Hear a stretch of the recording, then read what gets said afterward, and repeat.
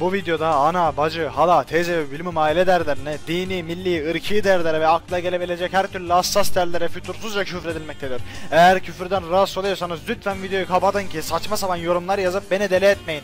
Benim canımı sıkmayın akşam akşam, kafayı yedirtmeyin bana!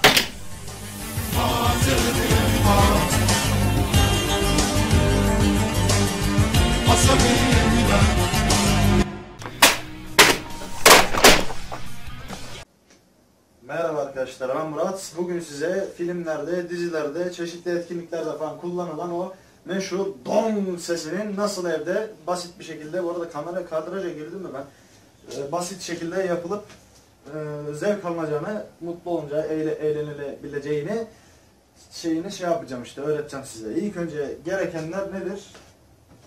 Bir adet çorba kepçesi. Gidip her türlü şeyde hırdavatçıda bulabilirsiniz. Ucuza satılıyor. 1 lira, 2 lira, en fazla 5 lira, o da artık altınsa yani. Ki mümkünse demir veya çelik olsun, aynı bu şekil. İkinci gereken malzememiz de bir adet anneanne tepsisi.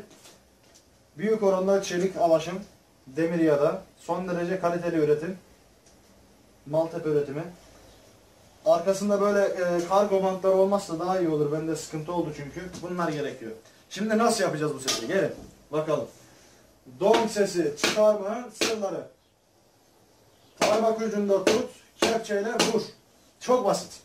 Şöyle tutuyorsun. Oluyor. Bunu bilmeyip çocukluğunu geçiren bir adam varsa kafasına bununla vururum böyle yani. Bunu illa bir yaşamış olman lazım. Anneannem böyle bir şeyler yaparken o dong sesi gelir. Anneanne içeri gidersen de bir vurursun, içeriden gelir kafana vurur böyle anneannen. Ben bunu yaşamadım, duydum. Sert değil, hafif tut ki titreşim artsın. Yani sen hayvan gibi abanırsan böyle düşecek diye böyle olur. Ama hafif tutarsan şu şekil. Nasıl desem şimdi, şunu şöyle koydun ya, bak burada temas var. Titreşim azalıyor, koyuyorsun normal. Ama betona vurduğunda çıkar, ses çıkıyor. Neden? Titreşim bacağa da yayılıyor galiba. Benim anladığım bu yani. Ondan sonucuma kepçe çorbalı olmasın. Bunu çorbanın içinden çıkartıp da şey yapmayın. Böyle leş gibi koymayın, vurmayın. Ortalığa saçılır, leş olur yani. Tepsi ahşap olmasın. Ahşap tepsiyle denemeyin bunu. Örnek olarak gösterecek olursak eğer. Şöyle bir ahşap tepsi buldum. Bu ahşap tepsiyi böyle tutup da, eğer ıslakmış da, şu şekil tutup da böyle vurursanız bok gibi ses çıkar. Yani sen bunu sıkı tutsan da bu şekil bok gibi ses, kırmamışım. Bok gibi ses çıkar. Böyle tutup da vurursan gene bok gibi ses çıkar. Neden bu? Ahşap. Buysa çelik. Son bir defa tekrar ediyorum anekdotu. Parmak ucuna tut, kepçeyle vur. Sert değil, hafif tut ki titreşim artsın. Bakın arkadaşlar, burası, şu kısım çok önemlidir. Bunu herkesin bilmesi gerekiyor. Sert tut ki titreşim. Elim kolu çok dolu şu an. Bak. Hafif tut ki titreşim artsın.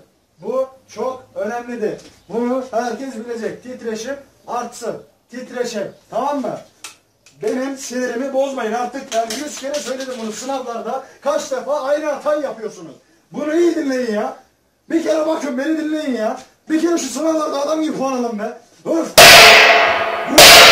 Bak bir daha bak. Bak. Tamam mı? Bak. Hadi ya. Şunu silsin benim.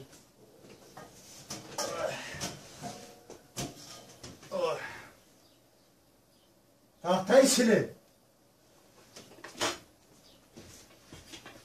Dandik almışım zaten, silinmiyor.